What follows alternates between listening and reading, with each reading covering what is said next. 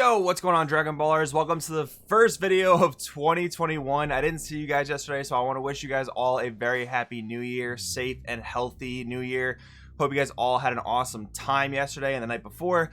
That being said, guys, today I want to talk about the 15 worst cards printed in 2020. I actually had this idea, I think over the course of yesterday and the day before, so I didn't make it before 2020 ended, but I had the idea. I started looking through the card database, found 15 cards that I thought are just like laughably bad. So I wanted to talk about them in today's video with you guys. I thought it'd be a pretty funny, lighthearted step into the new year. So with that being said, we'll get started. If you guys are new here, definitely subscribe, hit that bell to miss a video. And if you want to help the channel out, go down in the description. Many links down there that will help you do so. Particularly, guys, check out the Patreon if you want to step your game up and if you plan on competing in any of the events coming up over the next few months.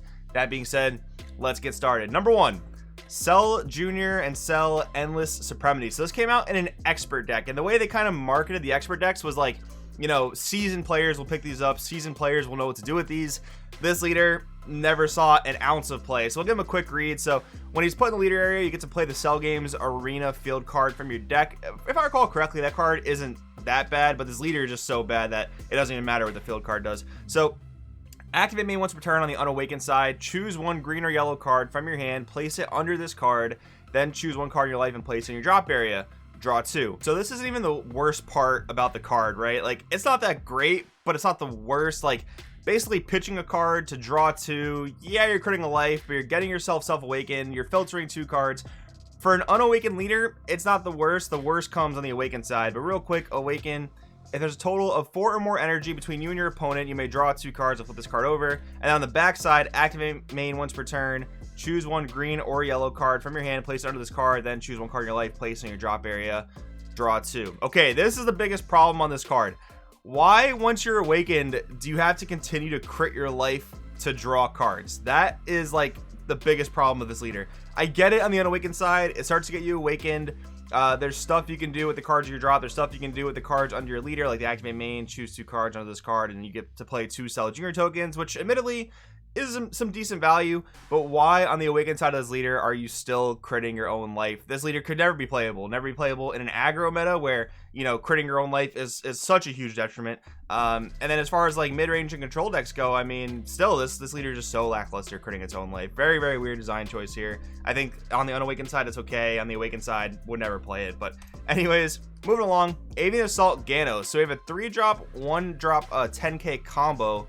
Auto if your leader card is green at the end of the battle in which you combo with this card from your hand, play this card in rest mode. So it's one of those combo into plays, not anything new there. But then the second auto, choose one of your battle cards and place it in the owner's drop area. When you play this card, choose one of your opponent's battle cards with energy cost of 3 or less and KO it. So just comparing this to like Sun Goku Family of Justice, I mean, that card doesn't require you to sacrifice a battle card on your board to KO a 3 or less. Now, I get it. When this card came out, like, Successor was the big thing, right? So maybe you would have, like, a 1-drop on the field, combo this into play, KO the 1-drop, play this, KO something in the opponent's field. But having to remove your own battle card just to kill a 3 or less, even though you are getting a 3 cost into play for Successor, is just such a bad trade. Especially when there's so many, infinitely more cards that just come into play for free and don't do this type of thing. There's the Android 15 for green leaders. To be fair, it's a yellow card, but it still works for green leaders, so it's still playable in the same way this is playable. And it lets you self-awaken, so that's just like infinitely better. This removing a little weenie by killing one of your own guys, not that great. Very, very odd design choice. Unexpected recovery. I remember in set 9 pulling so many of these foil, and this is already when like Wish leaders were pretty much dead and unplayable. So this just being a desire is just so strange. Activate main if your leader card is a Shenron card. Choose one of your battle cards with energy cost of 2 and 15k power. Switch to active mode and negates 5,000 power for the turn. This card, just really laughably bad. I mean, what strategy are you going to play this in instead of playing like Assemble a Squad or Font of Life where you get to just revive battle cards? There's like infinitely better wishes in this card, and I just remember pulling so many foils of this back in set 9, and it was like really heartbreaking. Another really strange design choice. I don't know, and it just kind of leads to the conversation of like, will Wish leaders ever be supported in the game ever again? I don't know. I almost think that with Wish leaders and Surge leaders, I almost feel like Bandai tried them out, right? And then they kind of saw like, I don't know if this is how we want Dragon Ball to be played. And like surge leaders play much more like regular leaders, so maybe that's not a valid argument for those. Those may just be way too broken, being two colors and awakening super easily. Wish leaders though, it really is like you're playing a completely different game. Yeah, it's Wish. Yeah, it's like a Dragon Ball themed mechanic, but it's a very different style game than you're normally used to playing. You can either luck sack super hard into wins if you can turn, you know, a super strong boss monster into a triple attacker with like the Shenron leader, or if you can like draw all your Dragon Balls in the first 2 turns, you're gonna be pretty far ahead. But if any of that goes wrong, if you have Dragon Balls in your life, if the wish effects are super lackluster, they just really don't do anything in the meta. So it's such like an all-in or nothing type of mechanic in the game. Who knows if they'll even go back to it. We'll have to wait and see, I guess. But laughably bad card. Let's move on. Super Baby 2 Malignant Force. This is a card that came out in set 9 that was meant to support the Yellow Baby aggro strategy. And it's super clear that's like an aggro strategy, right? All the leaders like rip their life super fast. They all attack multiple times. You play these ginormous boss monsters as early as turn 2, turn 3. Super Baby 2 Malignant Force is such a strange card to print for that archetype because nothing about it is inherently aggressive. So activate battle, pay 2, red and a yellow. Send this card from your drop area to your warp. Choose one of your opponent's leader cards or battle cards. It gets minus 15,000 power for the duration of the battle, and then choose one of your leader cards and it gains plus 5,000 power for the duration of the battle. So the weirdest thing about this card is like it costs so much to reduce your opponent's leader by 15 when your boss monster costs roughly the same, maybe like 1 more energy depending on how you play it, and it reduces your opponent's leader to like negative something depending on how many times you can rip life with it, right? So this card is costing so much and like being very specific in terms of setup. Like you have to be able to pitch this off of your 1-drop Yellow Baby, get into the drop area, then somehow find 2 energy to pay for this. Like it was a piece of legacy support that just really didn't encapsulate what the archetype was trying to do. So printing it was, in my opinion, a little bit funny, a little bit weird. Pelos Castle. I remember reading this card and like, firstly, I mean, upon first glance, the entire Pilaf archetype from set 10 was very, very lackluster. It would go on to top a few online events here, and I think it's kind of made its name for itself as like a pretty decent budget deck. But Pelos Castle, man, this card is so awful. All right, so auto, if your leader card's a red Pilaf card and you choose 2 cards from your hand and place them at the bottom of your deck in any order, when you activate this card, draw 3. So basically, you're playing this card from your hand, you're losing 2 from your hand, and you're drawing 3. So this card essentially just served as a filter for 1 energy, a one-time filter even. So yeah, you get to put like certain dudes back into your deck that you can play out of your deck, but this card was never worth it for that reason. The activate main though is even worse. Switch this card to rest mode, then choose one of your red battle cards and place it in the owner's drop area, then choose one of your battle cards and it gets plus 5,000 power for the turn. Just like we were talking about with that Ganos card a few minutes ago, this card, sacrificing your own creatures to give another guy plus 5k, man, that is just like stepping yourself back in every sense of the word. Like the energy you spent on that first battle card doesn't matter. You're killing your own board presence just to give another card 5k combo for not even for free because you're killing a guy. It's so laughably bad. I don't know why you'd ever play this card in peel off, but I mean, just a funny design thing there. Final Hope Slash. This is like, I think this is the only SR that we're going to talk about in this video, and it's not even that it's like laughably bad, and I kind of get it because Dimension Magic has been one of the strongest negates in the game for a long time. Whis Coercion before that was one of the strongest negates in the game for a long time. But just the free unison negates in every other color, Release from Evil, Wolfang Fist, Dormant Potential Unleashed, they've all seen meta play. Even though Release from Evil was only like a side deck card, it's still a really good side deck card. And then you have like Wolfang Fist and Dormant Potential Unleashed that are pretty much main deck staples in red and green decks. Final Hope Slash has not seen any play. Its effect to balance a 15k or less ignoring barrier I don't think has ever been relevant, and the cool thing about the card is you can use it while you're tapped out, and if you have Unison in play you get an energy back, so that is kind of neat. But the main thing of blue is like you should never end a turn tapped out, right? Either that or you'll have like Sparking for Dimension Magic, which takes less setup than this card having a Unison in play. So this card, pretty bad. Maybe there'll be a format where it's playable, but I just thought it was pretty funny compared to the other free Unison counterattacks to talk about it.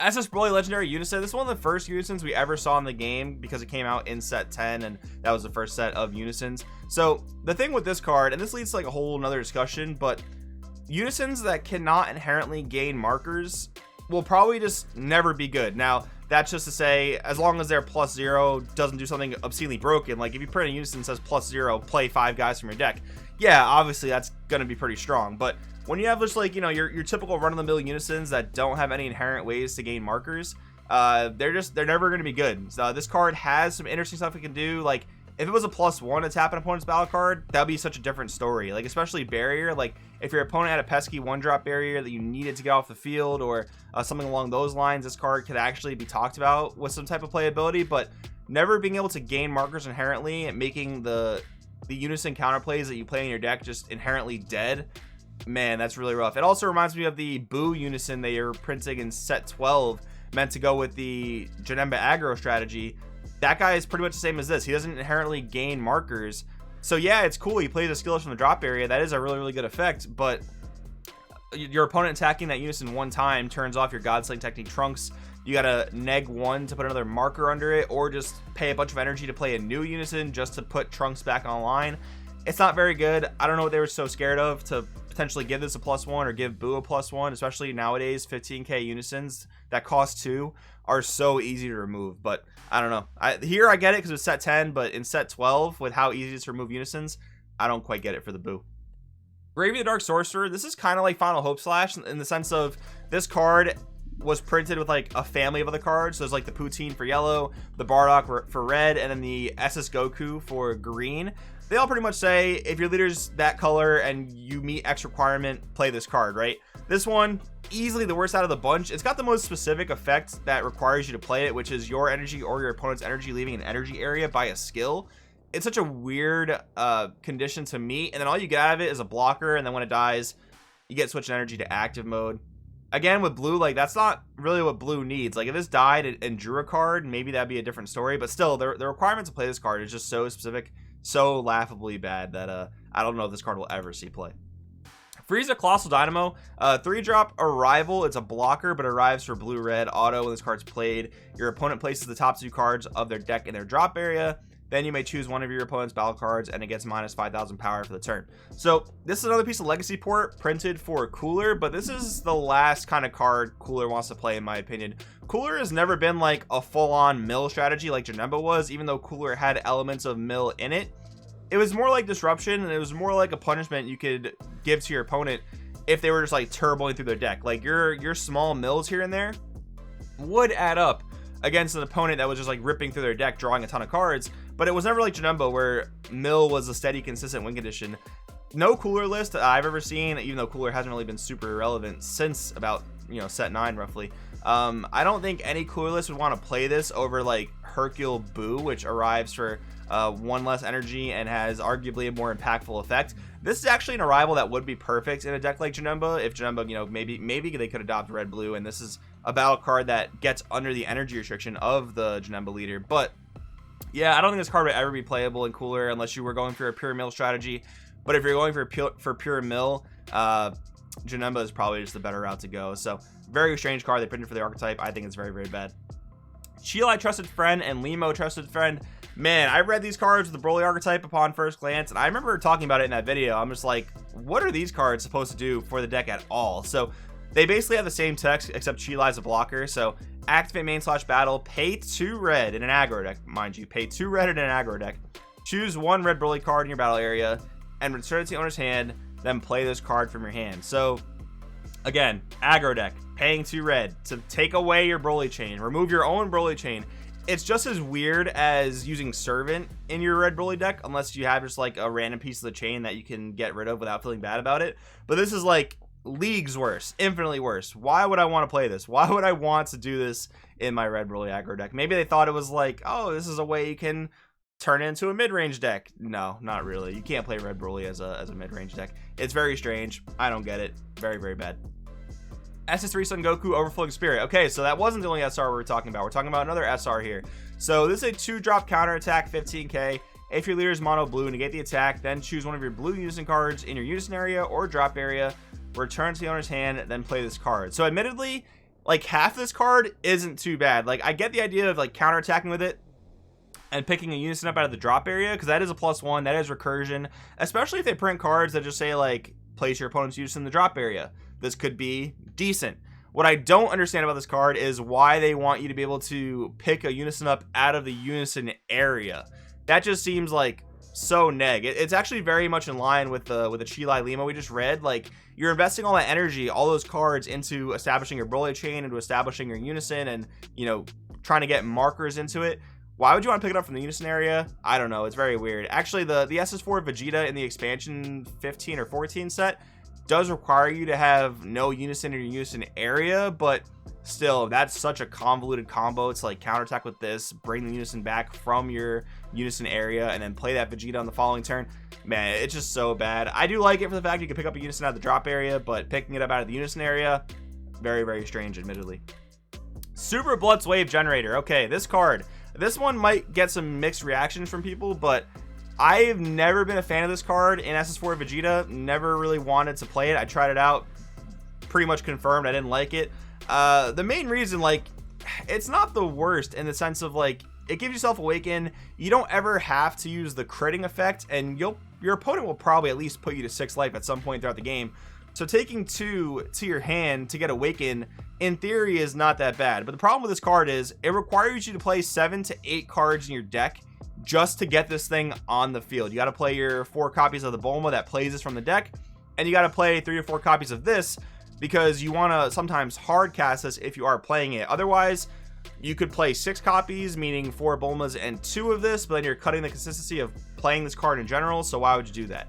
There's just no good ratio, no good logic to play this card, because you can play other Self-Awakeners that are just better, that do more and put more impact onto the board. You could spend your turn 1 in a far better way by, you know, using either a UI Kamehameha when you're attacking your opponent to get a ramp going, or play Zeno Edge of Space to then, you know, on the 2nd turn or the 3rd turn, combo it to, again, make sure your leader ramps, right? So there's just infinitely better plays in this. I don't like the idea of putting 7 to 8 cards in your deck just to fit this engine. That's honestly very, very lackluster. I don't like it. I know some Vegeta players do like it, but, you know, to each their own, I guess.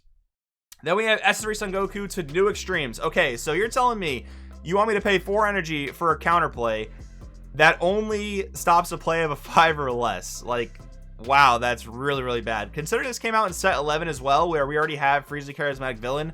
Yeah, Frieza Charismatic Villain doesn't stop the enter play effects, but honestly, there's no enter play effect that's too ridiculously strong that I wouldn't still just use Frieza Charismatic Villain on it. Like, this card, paying 4 for it to only get a dual attacker and to only stop the play of a 5 or less, and I have to have a Unison in play to use this. Yikes, this might be one of the worst cards on this list, if I'm being completely honest. And the final card in the video today, guys, Grade 8 Bardock, Might of the Resistance. Super cool card when it was first revealed, right? So you need critical blocker. You can only play mono yellow sand cards. That is the biggest problem on this thing. And then it combos into play. That's what the other auto says. Biggest problem with this guy is twofold. One, the whole, like, you can only play mono yellow sand cards. That was a ruling dispute when this card was first revealed to whether or not you could play Cell Xeno. I think it was ruled that you could play it because you would pay the cost of Successor, which would remove this from the field. I think that was the ruling, but don't get me wrong, I'm not 110% sure, but I do know this ruling for a fact. This permanent prevents you from playing Unison cards. That was in the FAQ, that when this guy's on the field, you can only play mono yellow sand cards. That also means you cannot play Unisons. It's in the FAQ. And this is so bad because it's a turn 1 play. Most Unisons for yellow are turn 2. It just doesn't mesh well. Like, it's just such a bad thing. And if you can't play Cell Xeno on top of not being able to play Unisons, you're literally just playing yellow sands. You're missing out on some of the best cards in yellow, like Bergamo, Ferocious Roar, Basil, Fatal Rampage. Yikes. Big yikes. But anyways, guys, that's today's video. Hopefully you guys had a fun trip with me down memory lane. Hopefully you guys got a few laughs of how bad these cards are. Sometimes you gotta print bad cards. I don't know, but I enjoyed doing the video. If you guys liked it, let me in the comments below. Thanks for watching, and I'll see you next time.